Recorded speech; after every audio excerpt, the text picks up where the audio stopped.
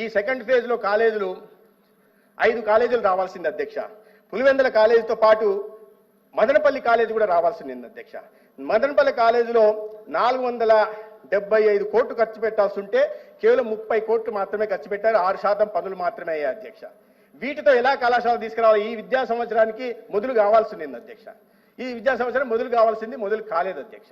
అదేవిధంగా నేను మొన్న కూడా చెప్పాను అధ్యక్ష, మార్కాపురంలో కూడా 475 కోట్లు ఖర్చు పెట్టాల్సి ఉంటే 46 పెట్టారు. 10% మాత్రమే పనులు అయ్యాయి అధ్యక్ష.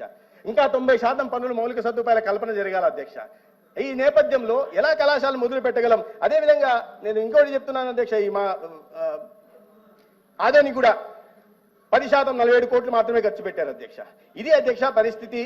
5 సంవత్సరాల్లో ఈ విద్యా సంవత్సరాన్ని మొదలు కావాల్సిన పనుల్లో చేసిన పనులు అధ్యక్ష. అంటే నేను అడుగుతున్నది ఏంటంటే 10% మాత్రమే పనులు చేసి 90% 5 ఏళ్లలో మేము ఇంతే చేస్తాం, మీరు 2 నెలల్లో పూర్తి చేసేయండి అంటే ఇది ఎటువంటి పరిస్థితుల్లో నాకు అర్థం కాలేదు అధ్యక్ష.